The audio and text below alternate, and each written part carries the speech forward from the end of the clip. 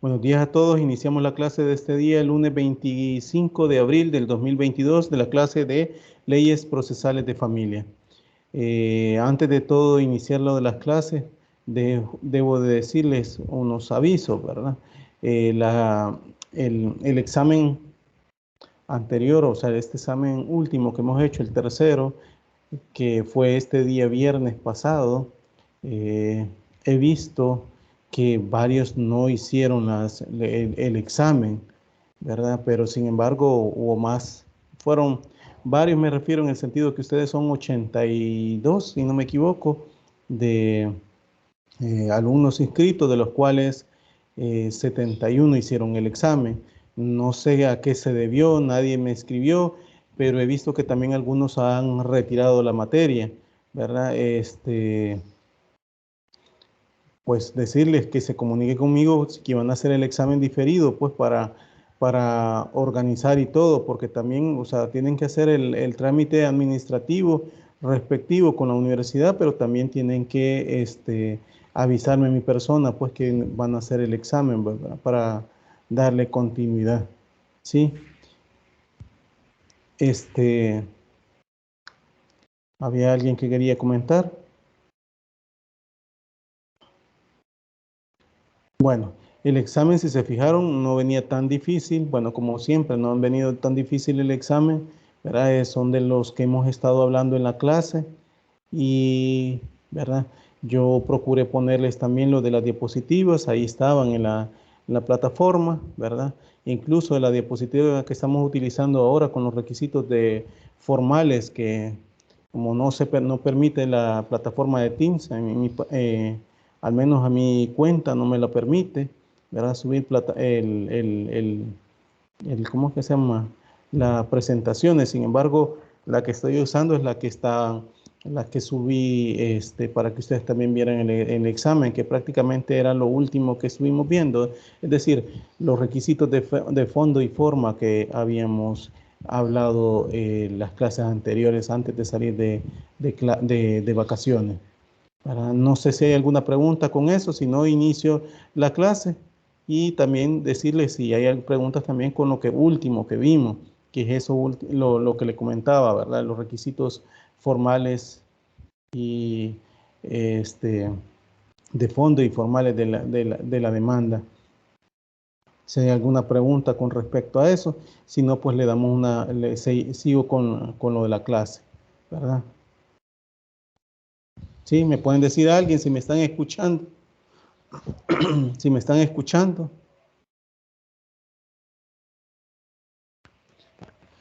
¿Me están escuchando lo que les estoy diciendo? Sí. Ok, no hay preguntas entonces. Por lo menos uno, dígame que no hay No, preguntas. todo bien. Ok, muchas gracias, Emily. Bueno, con los requisitos de la demanda en los procesos de familia, ya entrando al tema, ¿verdad? Debo decirle que tenemos una ley especial, como es la Ley Procesal de Familia, que establece los requisitos de la demanda en este proceso, ¿verdad? En proceso y diligencia. Y recordemos que hay tres, digamos, formas. ¿Se acuerdan cuando estuvimos hablando de los procesos, diligencias y diligencias sui generis? Aquellas que son de las que no son diligencias, tampoco son procesos, pero deben de tramitarse, ¿verdad? Como los reconocimientos provocados, alimentos a la mujer embarazada, etcétera, ¿verdad? Entonces, también tiene que reunir los requisitos mínimos para su admisión, como son los del artículo 42 de la Ley Procesal de Familia. Esos requisitos prevalecen sobre cualquier otro, ¿verdad? Es decir, sobre lo que ya menciona la ley, ¿verdad? La Ley Procesal de Familia y solo de un vacío, ¿verdad? Muy así, o cuando guarde silencio, digamos, la ley o el Código de Familia, se puede aplicar supletoriamente la ley o el Código Procesal Civil y Mercantil, ¿verdad? Como recuerden que nosotros, nosotros en materia de familia, ¿verdad? No tenemos incluso salidas alternas al proceso como la improponibilidad de la demanda, que puede ser de entrada podemos decretarla, ¿verdad? En ese examen liminar de la demanda. Entonces, en ese sentido se puede hacer, ¿verdad?, de esos requisitos mínimos que se pueden establecer. Debo decir también que este artículo 42 de la Ley Procesal de Familia habla, ¿verdad?, que la demanda se presentará por escrito, ¿verdad?, y contendrá, y ahí dice todos los requisitos que debe establecer.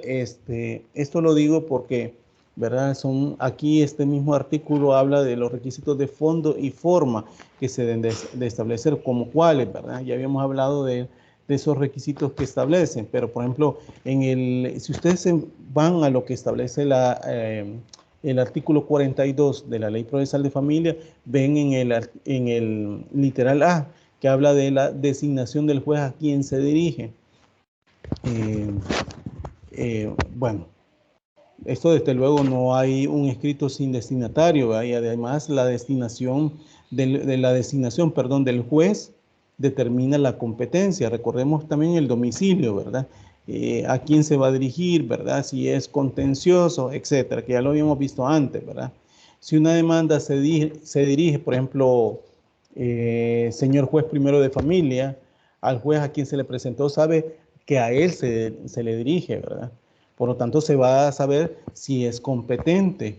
Pero si se dice señor juez de familia y no dice si es primero, segundo, no se ha cumplido con ese requisito. Es decir, a dirigir la demanda al juez competente, juez o jueza competente de familia. Entonces no se sabe si es competente. ¿Por qué? Porque la designación del juez o jueza de familia sirve para determinar la competencia. Y por eso sigue diciéndose literal, en los lugares donde no hubiese oficina receptora de demandas. ¿Por qué, digamos, dice eso este artículo? Porque por ejemplo, San Salvador, Soyapango, ya tienen oficinas receptoras. San Salvador, Soyapango, San Miguel incluso, ¿verdad?, que ya son más más juzgados, que están en una misma sede judicial. Es necesario que esté una receptora de demandas que esté distribuyendo las demandas, ¿verdad? Por eso es que se dice, por ejemplo, les decía, ¿verdad?, en San Salvador, que hay oficina receptora de demandas, no se hace designación del juez a quien va dirigido. ¿Por qué? Porque la receptora quien determina qué juzgado va. Entonces, si ustedes se fijan, incluso hasta los poderes se le ponen en el encabezado del escrito de la demanda, ¿verdad?, señor o señora juez o jueza de familia de San Salvador, ¿verdad? Así se le pone. ¿Por qué? Porque no se sabe, el abogado litigante o el abogado de la PGR va a saber hasta que presenta la demanda quién le designó, ¿verdad? Entonces, pero eso ya la tiene que llevar elaborada. Entonces, hasta ahí va a saber a quién se le asigna. Por eso es que empezaba diciendo que, por ejemplo, en San Salvador, ¿verdad?, que hay oficinas receptoras de demanda, no se hace designación del juez a quien va dirigido, ¿verdad?, por la razón que hay 4 jueces de familia pluripersonales. Acordémonos como lo habíamos visto, o sea, pluripersonales, cada juzgado tienen 2 jueces, ¿va? Entonces no se dice si es el primero, segundo, tercero o cuarto de familia, ¿verdad? Entonces no se dice si es el primero, ¿verdad?, como les digo, ¿verdad? Y así es como se dirigen a los juzgados de lo civil también, ¿verdad? Porque los juzgados de lo civil también tienen esa misma situación, ¿verdad?, que se van para la misma receptora, juzgados de lo laboral, etcétera, ¿verdad? Entonces le corresponde a la oficina receptora de demanda determinar a quién de los jueces de familia se va a dirigir la demanda. Esto es más que todo para que hubiese reparto equitativo de trabajo en los tribunales, ¿verdad? Pues incluso pues unos estaban más cargados por otros, por esa misma situación de estar entregando trabajo, ¿verdad?, que no era repartido de forma equitativa. Pero la zona geográfica de lo que se pudiese ver de todo el municipio. Bueno, cuando estuvimos viendo de la jurisdicción, pudimos estar observando que hay una cantidad de tribunales, ¿verdad? Y que hay que estárselo distribuyendo, ¿verdad? Entonces eso se tiene, pues, que la demanda, pues, obviamente cuando hay un solo juzgado, ¿verdad? Por ejemplo, en Apopa, San Marcos, esos juzgados solamente tienen una, entonces ahí sí hay que designarle a qué juzgado. En cambio, en los otros departamentos que pueden haber, como por ejemplo Sensuntepeque, Cojutepeque, ¿verdad? No lo tienen, no así los de San Miguel, ahora La Unión, ¿verdad? Que hay dos juzgados, etcétera, ¿verdad? Entonces eso podemos ver esa situación. Ernesto Pérez puede cerrar su micrófono o no sé si va a preguntar. Bueno, volviendo al tema, como les digo, eso era para la designación del juez a quien va dirigido. Eso en el literal A del artículo 42. El literal B, ¿verdad? Habla también del nombre, la calidad de mayor o menor de edad y el domicilio del demandante y del apoderado, ¿eh? Y en su caso los mismos datos del representante legal. Recordemos que eso también incluso determina competencia. Esto es lo que comúnmente se llaman, ¿verdad?, generales de las partes y que sirven básicamente para tener una completa identidad del demandante y demandado. Se menciona incluso pues como demandado porque el literal C dice lo mismo y también para evitar homónimos, ¿verdad?, que pudiese determinar, ¿verdad? El mismo Código Procesal Civil y Mercantil establece la mayor parte de estas generales, ¿verdad?, que se debe determinar, ¿verdad?, para establecerlo. Sobre esta situación incluso han habido autores que han pues hablado sobre esto, ¿verdad? Sobre la forma de las generales, que si son tan necesarias o no para consignárselas, ¿verdad? Y obviamente han llegado a acuerdos con respecto a personas que tienen homonimia, ¿verdad? Recordemos que el homónimo es la persona que tiene el mismo nombre, ¿verdad?, que otra persona que pueda ser que viva cerca del mismo lugar donde esté, ¿verdad? El homónimo puede llegar, o sea, el parecido en los nombres puede llegar incluso hasta en su madre. Yo vi una demanda, una demanda de nulidad, por cierto, de anotación marginal con respecto a una partida de nacimiento de una persona, ¿verdad?, que había hecho todos sus actos jurídicos, dos personas que estaban en Estados Unidos, originarias de Santa Ana.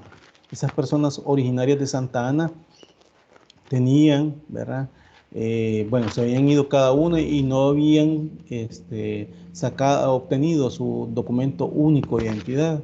Entonces, cuando quiso venir a obtenerlo, una de las personas que les estoy comentando que estaban domiciliadas en Estados Unidos, se da cuenta que la otra persona había hecho hasta un conocido ¿verdad?, en su partida de nacimiento, ¿verdad? ¿Por qué? Porque y presentaba, ¿verdad?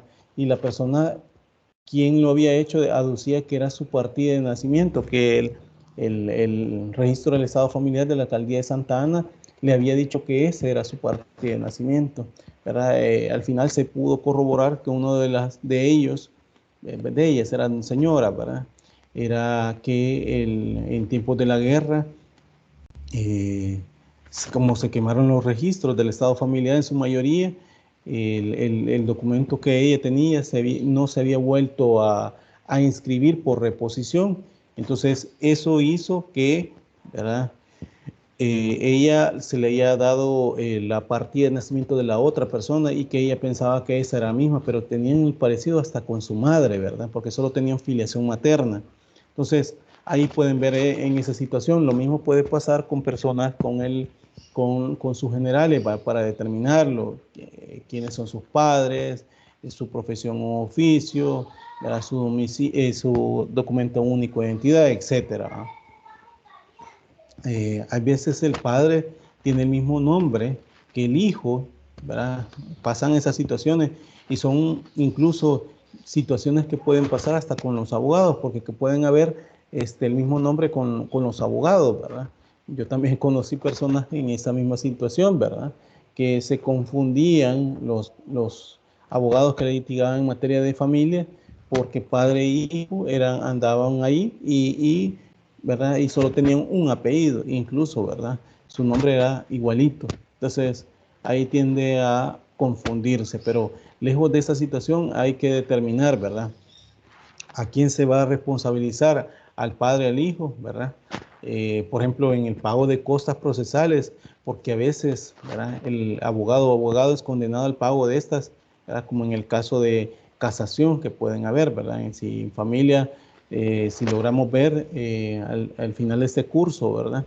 Si son pocas las que llegan hasta incluso hasta casación, pero en materia de familia me refiero, pero de llegar pueden llegar y ahí se pueden establecer hasta condenas, ¿va?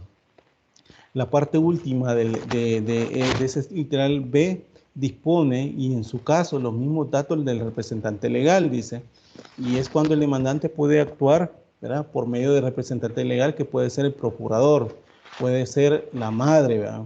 Procurador General de la República, por como lo establece el artículo 224 del Código de Familia, que se convierte en representante legal, ¿verdad? En el caso de personas que carecen de aquel o por cualquier motivo que de la representación de él, ¿verdad? O ella.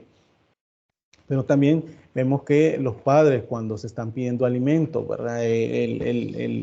La madre que generalmente le exige al padre, la madre actúa en representación de su hijo, porque quien tiene digamos, el derecho de exigir alimentos es al hijo o hija, ¿verdad? No a la madre, ¿verdad? Entonces, en eso podemos ver en esa situación. El literal C habla de estos requisitos que tienen la misma función de identificar con toda claridad a la persona del demandado o el representante legal en su caso, ¿va? Ya que habla del representante legal, tanto del demandante como del demandado, para referirse a aquellos casos de personas que son representadas por el Procurador General de la República o en todo caso de su delegado. Eso es conforme al artículo 224 del Código de Familia, porque hay exigencias de letrado obligatorio que siempre tienen que apoderado, ¿verdad? Esto lo establece el artículo 10 de la Ley Procesal de Familia, que ya lo habíamos visto antes, ¿verdad? Estos tres literales, digamos, son considerados por la doctrina requisitos subjetivos de la demanda. Es decir, el juez o jueza de familia, ¿verdad? Menciona que las generales del demandante o general del demandado son necesarias porque para determinar, ¿verdad? Los sujetos procesales que deben de determinarse, ¿verdad? Y que obviamente una vez determinado se tienen que informar sirve para informar, en el caso del demandante, al demandado, quien sepa quién él se le está demandando, y el demandado, el demandado quien pudiese ser ubicado incluso pues por el tribunal que, ¿cómo que se llama? De familia, ¿verdad? Que está cumpliendo la obligación de hacer el acto de comunicación. Yo recuerdo también otro caso de homonimia sobre uno de matrimonio, siempre de usurpación de identidad, también en ese mismo sentido, donde una persona de Chalatenango, ¿verdad? Se había entablado una demanda en la cual, por nulidad absoluta de matrimonio, dos personas, bueno, aquí era la cuestión era, lo homónimo era en ambos cónyuges, ¿verdad? Porque la situación era que se habían casado y ambos cónyuges supuestamente vivían en Estados Unidos, ¿verdad? Y a las personas que se le habían usurpado eran bastante mayor aquí en el país y que nunca habían obtenido su documento único de identidad porque aparecían casados y ellos ni se conocían, ¿verdad? Pero me refiero a las personas que estaban aquí en el país. Entonces se había iniciado el proceso de nulidad, ¿verdad? Con respecto a eso, se demostró en efecto, ¿verdad? Que la persona siempre en tiempos de guerra, se habían usurpado su partida de nacimiento y eso hizo hacer actos jurídicos tan importantes como es el matrimonio, ¿verdad? De estas personas que ya incluso que estaban allá, tenían residencia en Estados Unidos y pues, ¿verdad? Ellos, no, ellos su identidad era tan parecida, ¿verdad? Que los que estaban en Estados Unidos habían agarrado este documento, o sea, las partidas de nacimiento, y ahí con esa misma partida de nacimiento, que ahora todo se entrelaza con el DUI, ¿verdad? Se había determinado que no eran ellos, ¿verdad? Entonces, para ponerles ejemplo, ¿va? La parte incluso última de este literal C establece que si se ignora su paradero, es decir, del demandado, se manifestará esa circunstancia y se solicitará su emplazamiento por edicto, ¿verdad? Esto se relaciona con el artículo 34 de la Ley Procesal de Familia. Es importante hacer notar que en materia de familia no hay lugar a las diligencias de ausencia, como lo establece el Código Procesal Civil y Mercantil, ¿verdad? Por lo que no es aplicable el artículo 141, ¿verdad? Que habla del Código Procesal Civil y Mercantil y expresamente lo dice, ¿verdad? El 34 en la parte final. Es decir, solo hay que manifestar esa circunstancia, ¿verdad? Del demandado, que no se conoce el domicilio, que es de domicilio ignorado y que se solicite que sea emplazado por medio de edicto, ¿verdad? Que sea emplazado, que se haga por edicto, ¿verdad? El magistrado, el ex magistrado de la Corte Suprema de Justicia de la Sala de lo Civil, el doctor Bonilla Flores, era de la opinión que cuando el paradero del demandado se ignorara, hay que expresar las generales que conozcan, ¿verdad? Pero siempre hay que expresar en la demanda el último domicilio que tuvo. Esto es para los efectos de competencia. Pero la ley no ha sido clara en determinar qué juez es competente cuando se determina a un ausente, pero sí lo ha hecho la jurisprudencia. Entonces ha dicho que el juez competente es el del último domicilio que tuvo ausente. Eso hubo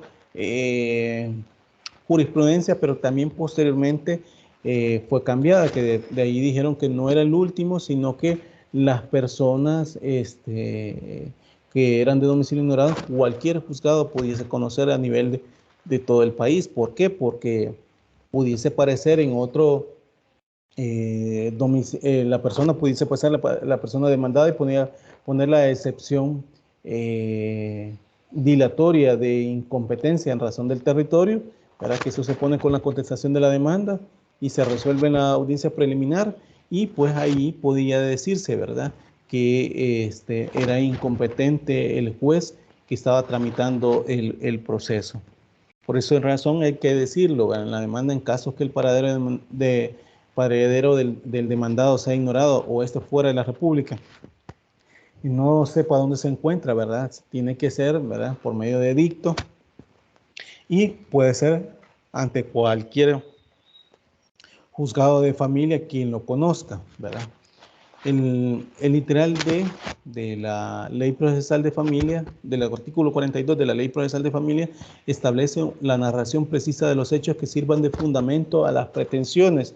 Eso también es aplicable a las demandas, ¿verdad? Incluso de otras materias, por ejemplo, civil incluso, ¿verdad? Hay que expresar también con toda claridad cuáles son los hechos que sirven de fundamento a las pretensiones. Y eso depende de la naturaleza de la acción que se ejerce. Por ejemplo, si es un reconocimiento de paternidad, tiene que expresar cuál fue el trato que el padre le dio al hijo, ¿verdad? Por cuánto tiempo fue ese trato, si fuera presenciado por vecinos, amigos, parientes. Todo eso hay que narrarlo de acuerdo a la naturaleza de la pretensión. Mientras más explícito sea la narración, es porque mejor lo abunda y no daña, ¿verdad? Y aunque algunos abogados abusan de lo explícito, ¿verdad? Es decir, hacen una narración, ¿verdad?, de una misma cosita, lo hacen tan desplayado, ¿verdad? Pero no es el fin. El fin es que hagan una narración precisa, y eso van a ser los hechos que van a probarse por medio de pruebas, ya sea documental, testimonial, pericial, ¿verdad?, en la etapa procesal pertinente, que es en la audiencia de sentencia, Y eso de la narración precisa de los hechos con la prueba es lo que se tiene que decir por el juez, y este es el principio de congruencia. ¿Se acuerda que nosotros estuvimos hablando? Hoy en día hay muchas pretensiones que se quieren tramitar sin hacer una narración precisa de los hechos. Sobre todo recuerdo en la de cambio de nombre y sexo con respecto a personas transgénero. Generalmente a estas personas transgénero siempre se les dice, bueno, por la opinión consultiva 24/2017 que hizo ¿cómo que se llama? A Costa Rica, la Comisión para los Derechos Humanos, ¿verdad? Es decir, habló que ahí en esa opinión consultiva no era necesario que se estableciera o se determinara que estas personas transgénero se pudiesen operar, es decir, sus genitales, ¿verdad? ¿Por qué? Porque ellos pasan un proceso hormonal, ¿verdad? Que mantienen ese proceso hormonal para toda su vida. Es decir, si son mujeres que quieren sentirse hombre o se sienten hombre, ¿verdad? Se hacen, incluso se quitan sus senos, ¿verdad? Es una operación que se hace y a la vez están tomando hormonas, que es la testosterona, que es la hormona masculina, ¿verdad? Que se desarrolla y que eso hace generar vellos incluso faciales, ¿verdad? De un hombre, que a la diferencia con la mujer. Entonces, esa situación, pero todo eso en esa opinión consultiva se dijo en su momento, ¿verdad? Que era un trámite expedito, administrativo, pero a la vez daba una posibilidad de que de eso iba a depender de la forma como cada país tenía en su trámite, ¿verdad? En el caso de nosotros tiene que haber una narración precisa, ¿verdad? En esos cambios de nombre y sexo, ¿verdad? Y lo remitimos a la 24 de la ley del nombre de la persona natural. Ahí establecen las causales que pueden haber, ¿verdad? Como puede ser lesivo a la dignidad de la persona, por homonimia, impropio de la persona, ¿verdad? Eh, ¿Cómo que se llama? Contrario al sexo, etcétera, ¿verdad? El, en las causales que establece ahí, si no me equivoco son 5, ¿verdad? Pero que se deben de establecer. Entonces, pero siempre hay hacer una narración precisa de los hechos, ¿verdad? Ahora bien, en el literal E, siempre el artículo 42 de la Ley Procesal de Familia dispone que la pretensión debe de ser expresada con precisión y claridad. Esto es importante porque esta palabra no se usaba antes, ¿verdad? Hoy incluso modernamente es lo más adecuado, ¿va? Se comenzó a usar la expresión precisión y además claridad en la demanda, pues. ¿Por qué? Porque antes se confundía la pretensión con la acción, ya que la primera es el derecho que el demandante, ¿verdad?, quiere que se tutele. Ejemplo, una etapa de un divorcio, después la disolución del vínculo, y hay que expresarlo con toda claridad y precisión. ¿Para qué? Para que el juez o jueza de familia no tenga lugar a confusión o que el demandado pueda alegar más tarde una excepción dilatoria de oscuridad de la demanda, es decir, que no se sepa qué es lo que se está pidiendo, ¿verdad? Porque eso puede pasar, ¿verdad? Entonces, por eso la determinación, ¿verdad?, de la pretensión expresada con precisión y claridad. La parte, digamos, segunda de este literal dice que el haber varias pretensiones, ¿verdad? Estas se formulan con la debida separación, siendo correcto ya que es, digamos, lícito acumular dos o más pretensiones siempre que no sean incompatibles, ¿verdad? Esto lo dice el Código Procesal Civil y Mercantil, ¿verdad? Pero que incluso pues establece que en una misma demanda no puede interponerse diversas peticiones, excepto, ¿verdad?, en el caso en que sean relativas a la misma acción, y también podrá en una misma demanda usarse de muchas acciones con tal que no sean contrarias, ¿verdad? En divorcio, como caso típico, ¿verdad? El divorcio, si ustedes leen el 111 y 115 del Código de Familia, ¿verdad?, habla que el juez debe resolver sobre, una vez dictado la pretensión principal, que es el divorcio, tiene que resolver sobre las pretensiones conexas. ¿Y cuáles son las pretensiones conexas?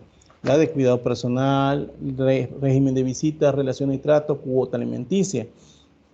Entonces, sobre esa tiene que haber una separación de cada una de las pretensiones, es decir, por ejemplo, por qué el padre es idóneo para ejercer el cuidado personal, cuál es la capacidad y necesidad para cada uno de sus hijos, ¿verdad? Y del alimentante, etcétera, así como el régimen de visita, que también se pudiese decir por qué se solicita de esa manera, ¿verdad? Son situaciones que son pretensiones, si usted las ven, van acumuladas en una sola, pero que pueden conocerse y resolverse en la sentencia, ¿verdad? Lo mismo puede pasar en las declaratorias de unión matrimonial, ¿verdad? El artículo 124 del Código de Familia habla de todos los requisitos que debe tener la sentencia, y uno de esos pueden haber, ¿verdad? El hecho de un reconocimiento de paternidad, ¿verdad? No se lleva como declaración judicial de paternidad, sino que lo que se pretende es demostrar ese tiempo que estuvieron conviviendo ambos convivientes, valga la redundancia, y pues se entiende así como en el matrimonio que el hijo que tenga la mujer conviviente, ¿verdad? Dentro de esa convivencia es o se presume que son de su compañero de vida, ¿verdad? Entonces, eso también se puede establecer, ¿verdad? Pero para ello hay que demostrar, para ello hay que hacer una narración precisa cómo es que estuvieron, ¿verdad? También que va paralelo a lo que establece el 148 del Código de Familia cuando se está hablando de las declaraciones judiciales de paternidad, ¿verdad? Entonces, por esa situación hay que ver, ¿verdad? No hay que confundir, ¿verdad?, la acción con la pretensión. ¿Por qué? Porque, bueno, incluso pues el Código de Procedimientos Civiles antes lo confundía, es decir, de muchas pretensiones con tal que sean contrarias, decía, establecía incluso el Código de Procedimientos Civiles y hablaba de esa situación, ¿verdad? Como una situación que se confundía, pero son considerados requisitos objetivos, ¿verdad?, a que se refieren a las pretensiones, y es la narración precisa de los hechos, además de lo que he mencionado, es decir, de las pretensiones, de las generales, etcétera, que deben tomarse en cuenta. Incluso, pues, los sujetos involucrados, el tiempo, lugar, circunstancias, ¿verdad? Y en la pretensión se debe señalar la forma precisa, cuál es la norma jurídica a la que se adecúa esos hechos y poderlos solucionar. Eso se reconoce como cuadro jurídico o fundamento de hecho, ¿verdad? Todo eso se termina en una sentencia, ¿verdad?, que tiene que ir paralela, ¿verdad?, en sí de lo que se está pidiendo. Ya ahora bien, los requisitos del literal I deben incluir en los requisitos objetivos, pues se refieren a las pretensiones y naturaleza de la misma, y es indispensable, ¿verdad?, expresar, ¿verdad? Sin embargo, en relación a los documentos que se deben de presentar, ¿verdad?, como prueba, es prudente ubicarlos en los formales, ¿verdad?, que como requisitos formales que se deben de establecer. Ahora bien,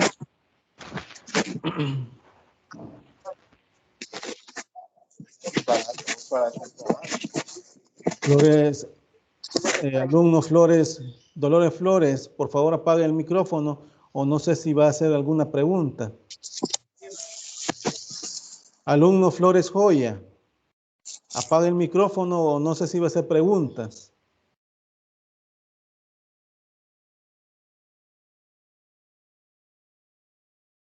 Flores Joya. Sí, ya, es que se me activa. Ok, bueno, entonces como les seguía diciendo, ¿verdad?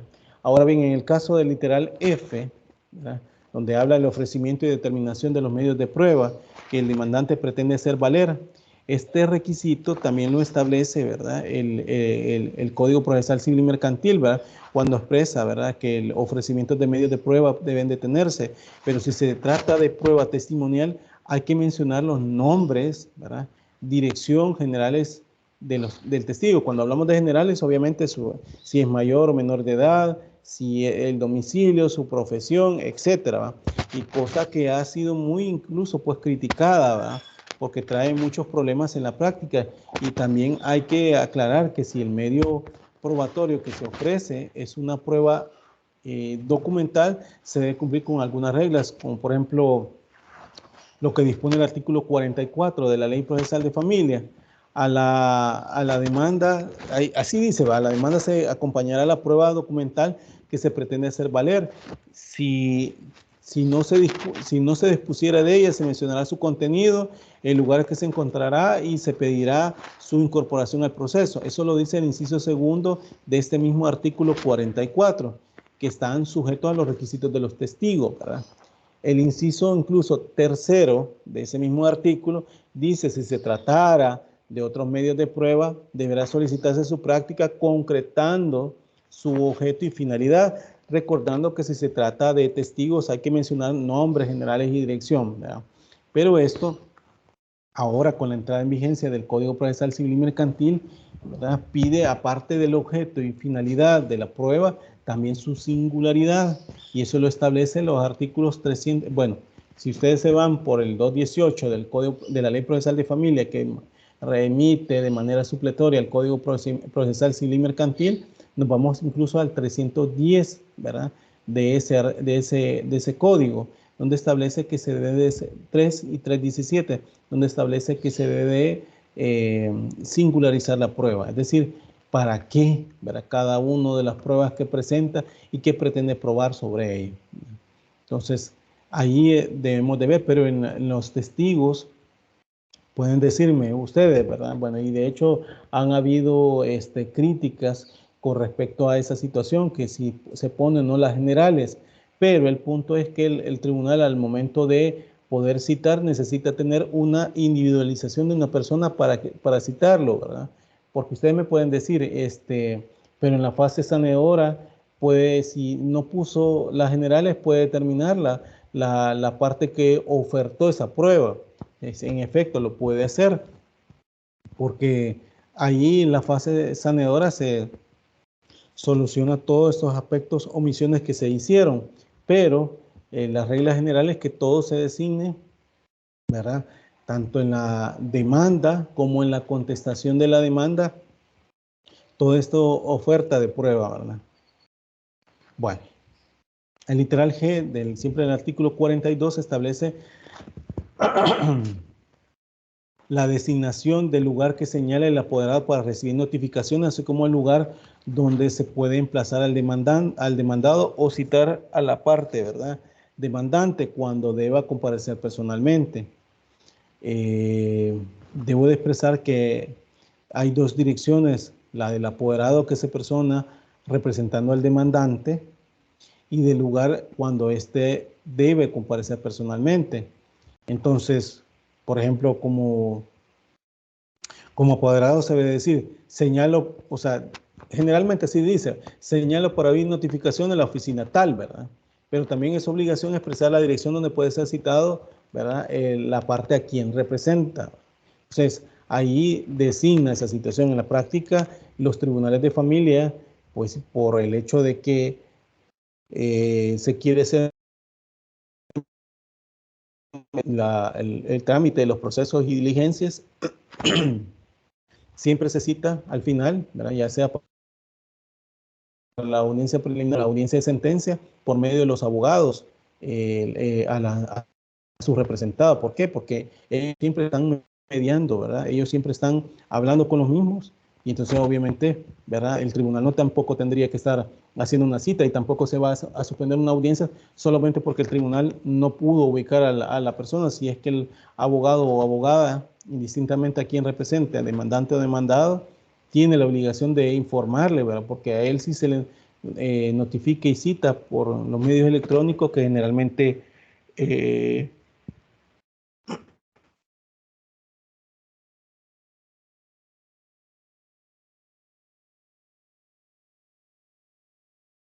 consigna. Cuando el juez lo deba citar por ser necesaria su comparecencia al demandante o demandante, permítanme.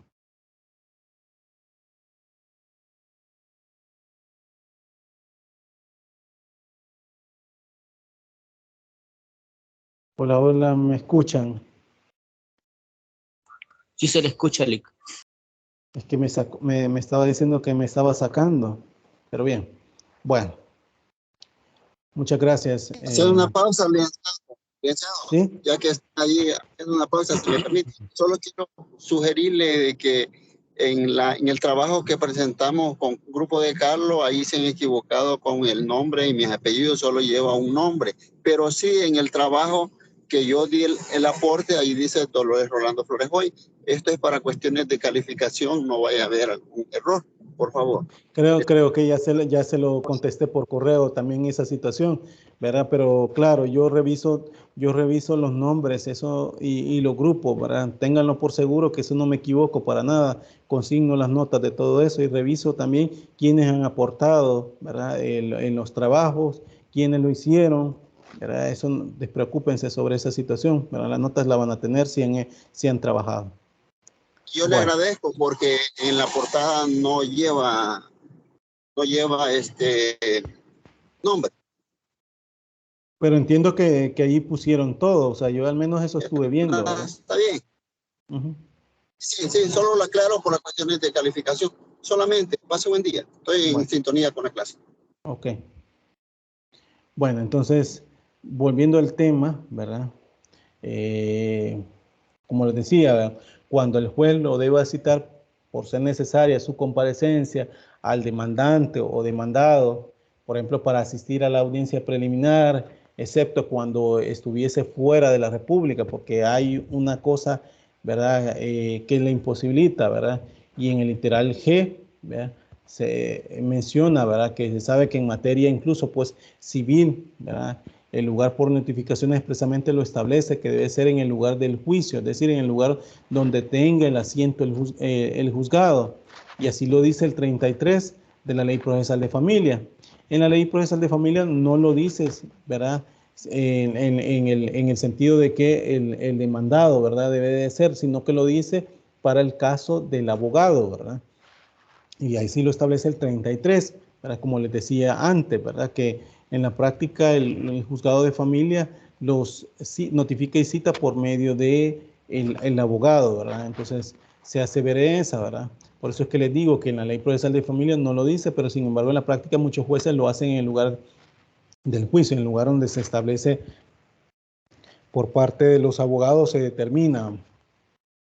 Volviendo al caso del doctor Bonilla Flores, ¿verdad? Él hablaba que es la opinión que la idea del legislador es como que hoy en familia se pueden notificar hasta por vía de fax, por medios electrónicos, ¿verdad? Porque así lo dice ese 33 y es válido y así se puede señalar San Miguel y se notifica el teléfono tal, pero si ha sido fax, ¿verdad? O en todo caso, si ha sido eh, por otro medio electrónico, como ahora se da el SNE, Sistema de Notificación Electrónica, que ha implementado la Corte Suprema de Justicia. Pero como ya he dicho, ¿verdad? Jueces o la mayoría, ¿verdad? Parten, exigen del lugar del juicio aplicando quizás, ¿verdad? Que se debe notificar en ese lugar, ¿verdad? A las partes, es decir, notificar y citar a las partes materiales, ¿verdad? ¿Por qué? Porque se debe recordar que el juicio de familia debe ser breve. Supónganse pues que se trata de un apoderado que viene de San Salvador y no se notifica por vía fax, sino que hay que hacerle por medio de provisión o exhorto. Sería la de nunca incluso terminar y en ese orden es mejor aplicar, ¿verdad? El hecho que las notificaciones sean en el lugar del juicio, en el lugar donde se establece por parte de los abogados. Recordemos también que para toda esta situación de notificaciones ya lo establece, ¿verdad? El artículo 33, ¿verdad? De la Ley Procesal de Familia, pero también con las reformas que se le hicieron incluso a los artículos 205, 206, que le hicieron allá por, si no me equivoco, octubre, que entraron en vigencia en octubre del 2020 del Código Procesal Civil y Mercantil, donde a partir del supuesto de la pandemia se hicieron reformas en el sentido de ser más expeditos y en que esto generara que el abogado litigante tendría que tener un nexo, ¿verdad?, con papel y todo eso. Y entonces a partir de ahí también se ponderó que también se pudiesen hacer todo utilizando estos mecanismos, como les repito, el SNE, el sistema de notificaciones electrónicas que implementó la Corte, que todos los abogados al final, ¿verdad? Desde el momento que entramos a que nos autoricen como abogados, la Corte nos pide que señalemos un medio electrónico, ¿verdad? Que nos incorporemos a ese sistema, el SNE, el sistema de notificaciones electrónicas, y que en la práctica, pues desde el momento nos hacen firmar un documento que es el correo electrónico que nosotros tenemos que estar, ¿verdad? Pendientes. ¿Para qué? Para las notificaciones de demandas y de cualquier índole, ¿verdad? Entonces, no se puede alegar incluso ignorancia de esa situación. ¿Por qué? Porque esas son implementaciones que se han puesto para viabilizar, para hacer más expedito, ¿verdad? Los actos de comunicación. Ahora bien, el literal H, siempre de la Ley Procesal de Familia, habla que la solicitud de medidas cautelares cuando fuera procedente, ¿verdad? Entonces recordemos cuando yo les había hablado a ustedes que las medidas cautelares pudiesen, bueno, ya lo hablamos, ¿verdad? Pudiesen ser antes de la interposición de la demanda, ¿verdad? Como lo dice el 75-76, que son 10 días antes, previos a la interposición de la demanda, que se solicita medidas cautelar, ¿verdad? Y posteriormente para que esas sean prorrogadas por el juez, ¿verdad? Que conoce la causa. Entonces aquí pueden ser ya sea para ratificar esas medidas cautelares y o de protección que se solicitan previamente a la interposición de la demanda, o en todo caso, ¿verdad? Si dentro de la demanda se solicita, ¿verdad? Entonces, esto es la solicitud, por eso es que dice ese literal H, la solicitud de medidas de cautelares cuando fuere procedente. Y en base a ese literal se puede pedir la anotación preventiva de la demanda. ¿Se acuerdan que vimos también eso? Pues esta, la medida cautelar, es una medida de seguridad, ¿verdad? Y garantía de los resultados de juicio, ¿verdad? Como lo dijimos antes. Es decir, para que la sentencia sea eficaz. Si se reclama alimentos, se puede pedir al juez o jueza de familia que anote preventivamente la demanda, siempre que se compruebe que el demandado es propietario de un bien raíz o que se demuestre su capacidad económica, y se puede anexar a la demanda una certificación extractada o literal del inmueble para que el juez o la jueza de familia pueda ordenar la anotación preventiva. También podrá pedirse, ¿verdad?, la anotación preventiva sobre un vehículo.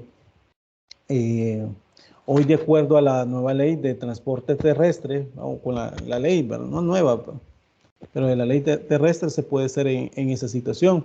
A esta anotación se le adjunta una copia legalizada de las tarjetas de circulación del vehículo del demandado. ¿Por qué? Porque la tarjeta de circulación nos demuestra el documento fiel que nos demuestra que somos propietarios de un definido vehículo. De hecho, esa es la tarjeta que nosotros mostramos ante las autoridades cuando nos ponen una esquela, cuando quieren ver quién es el propietario del inmueble, del vehículo, ¿verdad?, etcétera. Entonces, esa es, ¿verdad?, la copia legalizada de tarjeta de circulación. O en todo caso, ¿verdad?, carencia de bienes, que son constancias que emite también el Viceministerio de Transporte, el Viceministerio de Transporte por medio del registro de vehículo automotor, que es ahora lo está ejerciendo esa gestión, ¿verdad? Se tracen, ¿verdad?, como una concesión que se le haya dado, ¿verdad? Entonces ahí vemos esa situación que se aplica. Otra medida cautelar aplicable puede ser la prohibición de salida del país, aun cuando no se mencione en la demanda, pero se libra oficio a la Dirección de Migración para que el demandado no salga del país. En algunos casos, esos son requisitos que hay que cumplir, ¿verdad?, para establecerlo. Pero acá queda una duda, si en verdad lo que establece el artículo 258 del Código de Familia es que se puede otorgar la medida cautelar de restricción migratoria, porque ya que fue diseñada siempre y cuando haya establecido una cuota alimenticia y se haya incumplido, ¿verdad? Entonces, aquí es la que les digo yo a ustedes, porque Aquí el juez o jueza de familia, al momento del dictado de las medidas cautelares, tiene que establecer o determinar, ¿verdad?, cuáles son los elementos. ¿Se acuerdan los que vimos? La apariencia de buen derecho y el peligro de la demora. O sea, tendría que determinarse incluso si esos supuestos son tan necesarios, ¿verdad?, porque pudiese haber una evasión de responsabilidad del alimentante, etcétera, ¿verdad? Pero sí hay que determinarlo para eso, para la procedencia, pienso yo, aunque en los casos, pues, puede verse determinado por parte del artículo 258 del Código de Familia, que solamente es para gente que tienen asignada una cuota alimenticia, ¿verdad? El literal I del artículo 42, siempre de la Ley Procesal de Familia, habla que los demás requisitos y datos que por la naturaleza de la pretensión exige la ley o sea indispensable expresar, ¿verdad? Así lo menciona el artículo 42. Retomando al doctor Bonilla, ¿verdad? Él era de la opinión, lo retomó a él porque son, ¿verdad? ¿Cómo que se llama? Formó sala de lo civil, ¿verdad? Y de alguna manera criterios que él pudo consignar, ¿verdad? O pudo establecer en su momento ¿para qué? Para determinar, ¿verdad? En esta situación qué debemos de entender, ¿verdad? Para este literal. Él decía que es de la opinión, ¿verdad? Que ese requisito en la forma que está redactado es adecuado que pudiese ser el legislador se le haya escapado algún requisito, como el atarrayazo que le llamaban antes, ¿verdad? Entonces esto viene a ser como un atarrayazo, ¿verdad? Pues el legislador pensó que si algún requisito se omitió, se va a cumplir siempre por la naturaleza de la pretensión que la ley le exija. Esto refleja que los requisitos mencionados en el artículo 42 no son taxativos, sino que hay otros que se pueden aplicar, ¿verdad?, según la naturaleza de la pretensión. Cuando hablo de que no son requisitos taxativos, es decir, que solamente de esos que están ahí están y no deben de incluirse otro, ¿verdad?, sino que es únicamente ejemplificativo, ¿verdad?, para poderlo ver. Los demás requisitos que menciona este literal, ¿verdad?, se puede considerar especiales, ¿verdad?, porque no son los que comúnmente exige la ley. Por ejemplo, en la unión no matrimonial, un requisito que no está mencionado ahí, ¿verdad?, y es necesario decirlo, es que la unión no matrimonial ha durado más de un año, ¿verdad?, y expresar la fecha de inicio y la que determine el tiempo de duración de la relación. Y eso, pues, obviamente, hay que establecerlo también en la narración precisa de los hechos. Por otra parte, hay que expresar en la demanda si uno de los convivientes ha muerto, porque recordemos que la unión no matrimonial, ¿verdad?, pues es se puede solicitar a partir de esa ruptura. Y esa ruptura, ¿cuándo es? Cuando ha fallecido uno de los convivientes o se han separado, ¿verdad? Si uno de los convivientes ha muerto, hay que también establecer si tiene herederos conocidos o herederos presuntos, ¿verdad?, para que la demanda pueda entablarse contra el heredero nominado. Y entonces esos requisitos especiales serán para cada caso concreto, ¿verdad? No pueden comprender incluso todos los casos, digamos, que se establecen, ¿verdad?, en ese artículo 42, ¿verdad?, los requisitos que se exigen, ¿verdad?, en cada pretensión y que las leyes especiales exigen, deben de determinarse para cada pretensión. Y como les repito, para este caso de la unión no matrimonial da ese supuesto, aunque la ley no lo establece, ¿verdad? El literal J establece que el lugar, fecha y firma del peticionario. Debemos de tener en cuenta que todo escrito debe de cumplir con esa situación, ¿verdad? Es decir, en sus escritos, en la demanda, y exige que se debe determinar, ¿verdad?, que todo escrito o petición debe llevar la fecha, incluso pues hasta, bueno, antes en el Código de Procedimientos Civiles lo hablaba en el 1252, que debía llevarlo en letras y no en números, ¿verdad? Incluso algunos jueces declaraban inadmisible por esa situación, porque si no lo subsanaba la parte. Se debe entender que las letras, aplicando supletoriamente este artículo, hay que incluso pues anotar algo muy importante, y es el caso que no contempla la ley en este literal J, cuando una persona no sepa firmar, que solo pone su huella dactilar y que no contempla la ley en este literal J, cuando lo haga, ¿verdad?, pues se dice el lugar, fecha y firma del peticionario. El legislador supone que el peticionario siempre va a saber firmar, ¿verdad? Magistrados, como el caso de el doctor Bonilla, decía que está orientado a la idea de la asistencia letrada obligatoria, pues toda demanda o petición tiene que hacerlo el apoderado y se supone que siempre sabe firmar, y no significa que la parte material que no sepa firmar esté impedido hacer uso de la acción, y lo que sucede es que tiene que ser por medio de apoderado. Los requisitos comprendidos en los literales, incluso F, G y H, que se consideran requisitos formales, ya que su propósito es hacer efectivo, ¿verdad?, la actividad procesal y el resultado. En el literal F debe tomarse en cuenta la aplicación del principio de probidad, lealtad y buena fe, y por ello la prueba debe ofrecerse con la demanda o contestación de la demanda, como les dije, que también lo establece el artículo 44 de la Ley Procesal de Familia. Además, exige libertad probatoria y puede utilizarse cualquier tipo de prueba lícita, por ejemplo, documental e instrumental, la que se debe presentar con la demanda o señalar el lugar donde se encuentra. Pericial también, ¿verdad? Que obviamente determinada por peritos, ¿verdad? Y la testimonial, etcétera, pero que obviamente van determinados en esos supuestos, ¿verdad?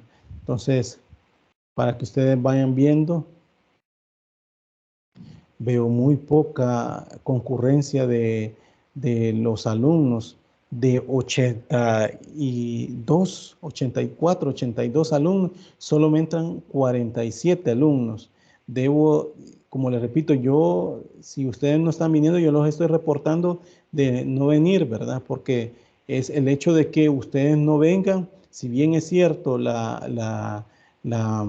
¿cómo se llama? La clase queda grabada, pero yo no veo tampoco, la misma plataforma verifica si en verdad también los alumnos escuchan las clases, ¿verdad? En su mayoría no la hacen. Hay videos que yo he visto que nadie los escucha. Entonces les pido en favor que entren a clase, ¿verdad? Para que ustedes puedan comprender más lo que estamos hablando, porque de nada sirve que yo venga y solo esté hablando y ustedes o no pregunten, o en todo caso divagan y están en otra situación en sus actividades, porque eso no es el punto, y no van a comprender más sobre lo que yo estoy hablando. Entonces les pido en favor que entren, ¿verdad? Tampoco quiero afectarlos a ustedes, estarles informando a las autoridades de la universidad que no están llegando a clase, ¿verdad? Por favor, les pido eso. Bueno, debo decir también con respecto a los requisitos especiales en los procesos de familia, existen requisitos especiales para cada juicio y según la pretensión en la cual la ley, para evitar taxatividad, trató de incluirlos en todo el literal I, ¿verdad?, del artículo 42, en el cual dice los demás requisitos y datos que la naturaleza de la pretensión exige la ley o sea indispensable expresar. Yo les ponía incluso el de la unión no matrimonial, la declaratoria judicial de unión no matrimonial, que hay requisitos que cumplir y si se han reconocido hijos deben acreditar la certificación de partida de nacimiento. Si se trata de documentos, por ejemplo, seguros, donde el conviviente nombró como beneficiaria a la compañera de vida, o en todo caso, cuentas bancarias donde se establece como beneficiario, acredita con la prueba documental, ¿verdad? Y otros requisitos que hay que transcurrir 3 años desde el momento de la ruptura de la muerte, que es la muerte o separación de uno de los convivientes para hacerse ejercitar la acción, porque recordemos que el artículo 18 del Código de Familia habla de esa situación, ¿verdad? De que 118, perdón, que debe de establecerse ¿cómo que se llama? De ejercitarse la acción, que es 1 año de convivencia y 3 años a partir de la ruptura de promover la demanda, ¿va? También que acredite el actor que ninguno de ellos está casado, o sea, que no tiene ninguna nupcia, ¿verdad?, con otra persona, sino que son solteros y que por tanto tienen la calidad para optar por el matrimonio, ¿verdad? Además, si hay bienes producidos, debe de pedirse, ¿verdad?, que se liquide el régimen de participación de las ganancias, porque este régimen de participación de las ganancias es el régimen que establecido para la unión no matrimonial, ¿verdad? Y si los hijos están reconocidos, se debe de demandar a estos y en este caso pedir que se nombre como representante legal conforme al artículo 223 y 224 del Código de Familia al señor o señora procurador o procuradora general de la República por medio de sus auxiliares. La razón es porque hay intereses contrapuestos entre la madre y los hijos. La primera es declarada conviviente y los segundos, es decir, los hijos, ¿va? Son herederos y representantes del difunto, ¿verdad? Y si ha dejado deudas el difunto o haya lugar a una indemnización por muerte, resulta de un accidente, etcétera, pues entonces hay que acreditar que todo eso en el juicio para que eso le favorezca la agilización a la declaratoria, ¿verdad? De convivencia. Si se trata de cuidado personal de los hijos, conforme al artículo 216 del Código Familia, se tiene que acreditar la capacidad económica del demandante, como les había dicho antes, ¿va? Del demandado. ¿Por qué? Porque en la demanda de cuidado personal van a establecer alimentos, cuidado personal y representación legal. Y hay que argumentar estos hechos que luego de establecidos se probarán, ¿verdad? En la audiencia de sentencia, que es donde se producen todas las pruebas o las pruebas anticipadas que se han presentado, ¿verdad? Por eso es que dice, si no se plantea bien un hecho, al final de la sentencia puede ser inhibitoria, o sea, una sentencia estéril, sin fruto. ¿Por qué? Porque no lleva coherencia entre lo narrado, entre lo pedido y lo resuelto por parte del juez o jueza de familia. Hay que interpretar los hechos para traducirlos al derecho, ¿verdad? Es ahí donde se debe saber en qué caso cumplir un requisito de los llamados especiales o específicos. Por ejemplo, en un juicio de divorcio por mutuo consentimiento no puede faltar el convenio de divorcio. Si falta este, es como que no haya iniciado el proceso. No, diligencia, digamos, ¿verdad? Porque es diligencia de jurisdicción voluntaria. En una tutela de persona, para declarar una persona, aunque la ley habla de incapacidad, ¿verdad? Que tiene que ser con personas con discapacidad, no debe faltar un dictamen médico que manifieste que el presunto incapaz, objeto de tutela, que en efecto está incapacitado mentalmente. Este viene a ser el fundamento del derecho que sustenta la razón del por qué ejerce dicha acción. Y en el caso de pretender una tutela legítima, hay que probar que los padres están muertos, que están detenidos, ¿verdad? O dementes, que no pueden seguir ejerciendo la autoridad parental de sus hijos y por lo tanto es lógico y necesario que se promueva de tutora. Es decir, si estamos en el supuesto de cualquiera de los supuestos que establece el 240 o 241 del Código Procesal, Código de Familia, perdón, donde habla de la pérdida o suspensión de la autoridad parental, debe de iniciarse ese tipo de proceso, ya sea suspensión o pérdida de la autoridad parental. Y paralelo a eso, es decir, como pretensión acumulada, la de la tutela, ¿verdad? Aquí vemos el caso típico que son dos peticiones, dos pretensiones diferentes cada una, pero que tienen correlación, ¿verdad? Entonces, ¿por qué? Porque si estamos hablando que se va a sancionar al padre o madre o a ambos de un hijo por cualquiera de las causales que establecen esos artículos 240 o 241 del Código de Familia, obviamente se va a quedar sin representante legal de sus padres, pero ahí hay que pedirlo y esto lo establece también incluso el artículo 300 del Código de Familia, que ¿cómo que se llama? La persona tiene que solicitarle, el peticionario, mejor dicho, o solicitante tendría que promover ese tipo de pretensiones en una misma solicitud, ¿verdad? Cuando se va a seguir una rectificación, no puede faltar como medio probatorio el asiento de partida de nacimiento a rectificar. No se probará el estado familiar, sino que se va a probar que hay error en el documento que se llama asiento de partida de nacimiento, ¿va? Si se le pide alimentos para mujer embarazada, en estos subgéneros, ¿verdad? Diligencias subgéneros, como les dije, hay que probar que lo está o que lo estuvo, que está casado o lo estuvo, para así determinar las circunstancias que se establecen, ¿verdad? Cuando es por violencia sexual, se describe para ver qué sucesos se dieron para que se clasifique como violencia sexual.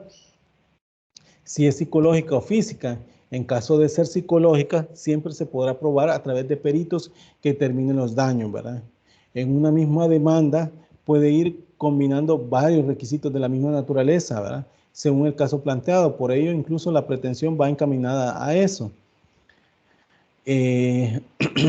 Hay demandas de pretensión única. Por ejemplo, si se demanda por alimentos, es una demanda única que se establezcan los alimentos. Acá no hay pretensiones conexas a la principal de alimentos, no hay otra.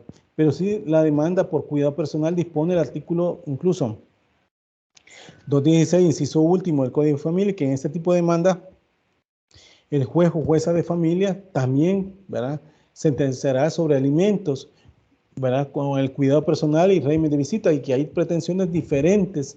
La principal es el cuidado personal, pero la conexa es el régimen de visita y alimentos. Entonces aquí estamos hablando, así como el divorcio da apertura para el cuidado personal, régimen de visita, cuota alimenticia, así es cuando es la principal de cuidado personal, ¿verdad?, que da pauta para que se resuelva sobre el régimen de visita y una cuota alimenticia. En la demanda de divorcio, este lleva una serie de pretensiones.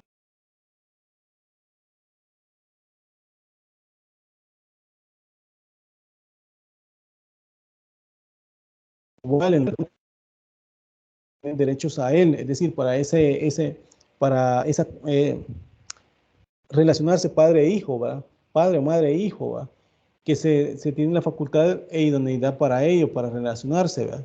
Se confunde a veces la oficiosidad con el impulso de las partes, y es que se cree que como el proceso se impulsa de oficio, una vez iniciado, el juez o jueza de familia va a probar, ¿verdad?, si siendo las partes interesadas obligadas a hacerlo, ¿verdad? O sea, al final, quien tiene que hacerlo es la parte que ha promovido el proceso y no tanto el juez o jueza de familia. La inadmisión transitoria de la demanda que se puede dar, porque eso lo establece el artículo 96 del Código de Familia, después de que la demanda es presentada al juez o jueza de familia, ésta puede adoptar dos actitudes a saber, por ejemplo, la admisión de la demanda y la no admisión de la demanda. Cuando hablamos de la admisión de la demanda, se presenta cuando el juez o jueza de familia considera que la demanda reúne todos los requisitos establecidos en la ley. El juez o jueza de familia, cuando admite la demanda, lo hace a través de un auto que se denomina auto de admisión, aceptando de esta manera la demanda y se ordena para tanto, por tanto, que diga, pues, iniciar el proceso, ¿verdad? El artículo, si ustedes leen el artículo 95 de la Ley Procesal de Familia, regula la admisión de la demanda y lo dice, pues, que presentada la demanda, el juez o jueza de familia resolverá, ¿verdad?, sobre su admisibilidad dentro de los 5 días siguientes a la de su pretensión, y si se la admitiera, ordenará el emplazamiento del edicto, ¿verdad? Entonces, ahí ven ustedes la necesidad, ¿verdad?, de establecer un examen de admisibilidad de demanda o solicitud para ver si procede o no su admisión, ¿verdad? La no admisión de la demanda equivale a no aceptar la demanda y no dar curso al proceso. Y por eso se puede verificar de dos maneras. Por ejemplo, la inadmisión. No se admite la demanda cuando le falta alguno de los requisitos exigidos en la ley, ¿verdad?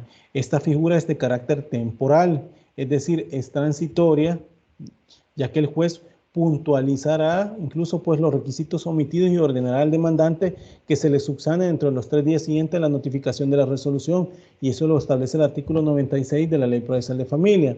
El rechazo es de índole definitiva, ¿verdad?, el cual consiste en abstenerse de conocer y darle curso a la demanda sin ejecución a condición alguna. La inadmisión de la demanda, que es lo que le interesa tratar en este momento, en esta clase, ¿verdad?, el cual debo de hacer referencia, es una actitud de que el juez o jueza de familia toma al presentarse la demanda cuando falta uno de los requisitos establecidos por la ley, y por consiguiente se abstiene de darle curso a esta, otorgándole al demandante el término de 3 días para que subsane. Enseguida se señalará las causas, ¿verdad?, que incluso de alguna manera pueden generar, ¿verdad?, pero generalmente establece, ¿verdad?, como por ejemplo cuando la demanda carece de algunos requisitos exigidos por la ley que sean necesarios. Eso puede ser, ¿verdad?, para declarar inadmisible. 2, a falta de anexos ordenados por la ley, cuando se tiene a la mano de lo contrario a hacer mención, entonces incluso, pues, por ejemplo, la certificación de una partida de asiento en una partida de nacimiento, pedir su incorporación al proceso posterior, ¿verdad? Como por ejemplo las partidas o documentos que vienen del exterior, ¿verdad? Ya que el artículo 44 deja expedito el camino para poderlo hacer y así evitar una prevención de subsanación por parte del juez, ¿verdad?, o jueza de familia, ¿verdad? Ahora bien, la subsanación de la demanda en los procesos de familia, podemos decir que la subsanación de la demanda implica corregir, enmendar, reparar el o los errores cometidos en ella, y es una forma de sanear el proceso desde su emisión y evitar proseguir con un error que al final vendrá a abortar el mismo, ¿verdad?, dándole a su vez, ¿verdad?, una nueva oportunidad al demandante de corregir su error y continuar con el derecho que quiere hacer valer, ¿verdad?, frente al demandado. Esta figura de subsanación se encuentra regulado en el artículo 95, como les dije antes, y que señala, ¿verdad?, que si la demanda carece de algunos requisitos exigidos por el juez o jueza de familia, ¿verdad?, los puntualizará y ordenará al demandante que lo subsane dentro de los 3 días siguientes a la notificación respectiva, bajo prevención de declararlo inadmisible. Hay que, digamos, aclarar que esta disposición faculta al juez o jueza de familia de ordenar al demandante que subsane el defecto incurrido. Y esa facultad se le conoce con el nombre de prevención. Y su procedencia se justifica, incluso, pues, si nos vamos al Código Procesal Civil y Mercantil, ¿verdad?, por ejemplo, en la primera de posibilitar el acceso a la jurisdicción, ¿verdad?, y que dicho acceso sea eficaz. Esto lo establece incluso el artículo 182, numeral 5 de la Constitución de la República, que se refiere al derecho a la pronta y cumplida justicia, que goza una puntualización amplia y desplegando, ¿verdad?, sus efectos en otros momentos, como por ejemplo el acceso a la justicia, que es lo que le interesa, lo que le interesa al justiciable, es decir, que tenga acceso a la justicia. El derecho de defensa, obteniendo una resolución en un plazo razonable, ¿verdad? Y también tener una plena efectividad de los pronunciamientos de la sentencia. El papel de director del proceso que el juez o jueza de familia tiene, ¿verdad?, también hace que el juez tenga un asidero jurídico en ellos, y en el artículo como facultad del juez, que es el B, el artículo 3, literal B de la Ley Procesal de Familia, que el juez, ¿verdad?, de manera oficiosa debe darle seguimiento, ¿verdad?, para dar como director del proceso, ¿verdad? Esa incluso resolución es una medida transitoria, teniendo como finalidad que el demandante, ¿verdad?, subsane el defecto, lo ordenado por el juez o jueza de familia. Y es importante que las prevenciones sean señaladas de una sola vez, de una forma clara y precisa, y que se indique el tiempo, ¿verdad?, para el cumplimiento así como las consecuencias y efectos si no se cumplen, ¿verdad? En cuanto a la fijación del plazo, debe tomarse en cuenta, ¿verdad?, los principios de seguridad y economía procesal para la interposición de la demanda, ya que en algunos procesos de familia, como vimos, ¿verdad?, anteriormente en el artículo 96 de la Ley Procesal de Familia, señala 3 días para que se subsane la demanda o solicitud, y en esta subsanación puede que el demandante complete, corrija, aclare su demanda, y eso dependerá de las circunstancias, ¿verdad?, como por ejemplo que se pretende, ¿qué pretendemos con la prevención? Por ejemplo, una revisión efectiva con el fin de purificar la relación jurídico-procesal, como se vio, pues incluso pues el juez o jueza de familia es un verdadero director de proceso, y como tal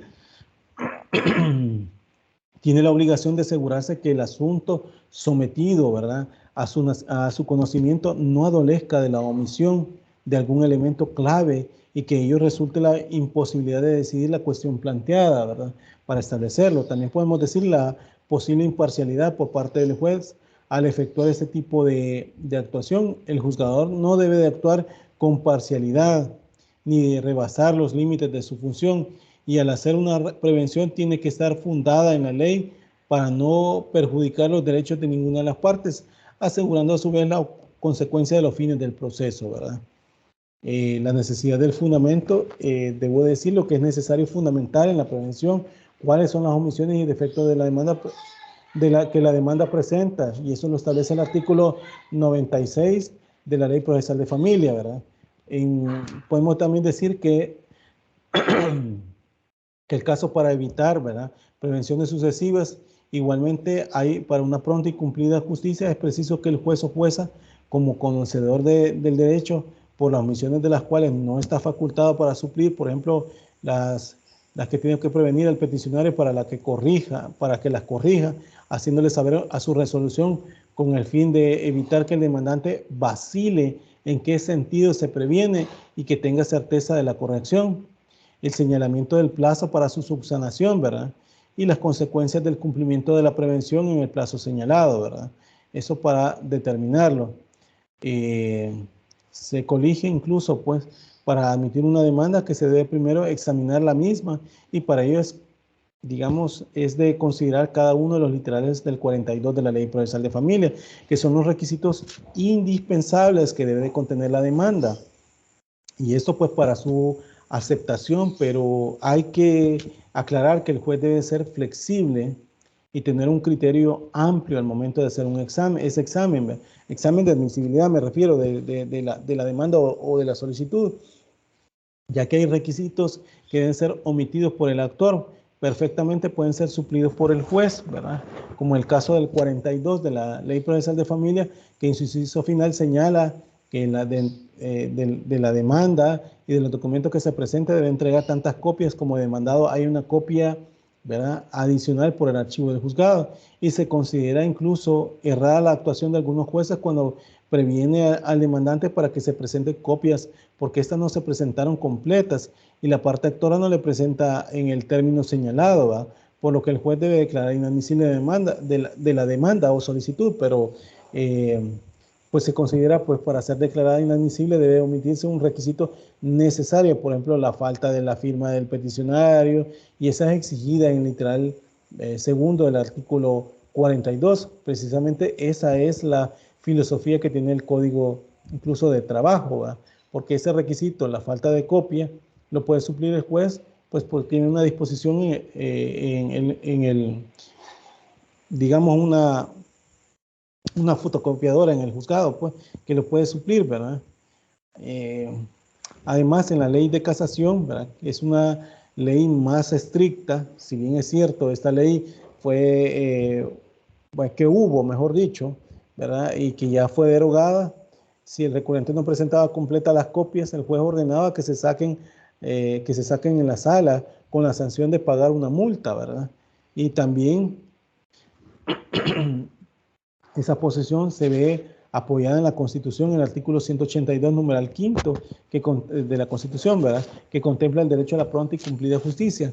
Y de tal artículo se deduce que el juez o jueza de familia no puede ser excesivamente formalista en aquellos requisitos que no la meriten, como en el caso planteado, y que debe poseer una flexibilidad y criterio amplio debido a la naturaleza del proceso. Y uno de los principios de la Ley Procesal de Familia, para ser precisos, el literal B del artículo 3 dispone que iniciado el proceso, este se dirigirá impulsado de oficio por el juez, que evitará toda diligencia innecesaria y tomará las medidas para impedir su paralización. Y es necesario, ¿verdad?, aclarar que requerir y prevenir son casos distintos, aunque en el fondo, cuando el juez requiere algo que cumpla en la demanda, el demandante es una prevención, pero estas dos figuras existen diferencias bien marcadas, ¿verdad? Y es que requerir es una acción del juez en el cual pide corregir una normalidad. Por ejemplo, se manda a emplazar por paradero ignorado, obligación de la parte que promueva la demanda, presentar las publicaciones, y en ese sentido el juez hace la siguiente, un requerimiento, por ejemplo, requiere el abogado, ¿verdad?, el apoderado de la parte de actora, presente las publicaciones ya que ha transcurrido el tiempo prudencial y no las ha presentado para dar por emplazada la parte demandada de paradero ignorado, podríamos decir, ¿verdad? Pero este requisito se diferencia de la prevención en la que aquel se hace cuando la demanda ha sido admitida, ¿verdad? mientras que la prevención se hace antes de ser admitida, ¿verdad? Otra diferencia es que la prevención debe cumplirse dentro del plazo que establece la ley, es decir, los 3 días, ¿verdad? En cambio, en los requerimientos no hay un plazo establecido, pero el juez dará un tiempo prudencial, ¿verdad? Para cumplirlo en relación a esto, el artículo incluso 46 del Código Civil que establece el tiempo, ¿verdad? Y si no me equivoco, el 21 de la Ley Procesal de Familia. Y en relación al ejemplo, pues puedo decir, ¿verdad? Si no se llevan las publicaciones, el proceso se archiva, aunque no definitivamente, pues si se llevan, se reabre el proceso. O sea, el requerimiento no hay una sanción. Lo contrario sucede en la prevención, ya que si esta no se cumple en el plazo establecido por ley, se declara inadmisible la demanda. Es decir, la prevención siempre es un requerimiento, ¿verdad? Pero con sanción si no se cumple y en el plazo de 3 días en base a los artículos 95 y 96 de la Ley Procesal de Familia, ¿verdad? Según incluso López da Costa, citado por de la Rúa, perdón, esta fase sanadora es la que la doctrina se le llama despacho sanador. Se destina a remover las nulidades del proceso y a verificar, ¿verdad?, la existencia de los requisitos legales de la acción. Y esto es a determinar si su titular está en condiciones de pedir una decisión de mérito.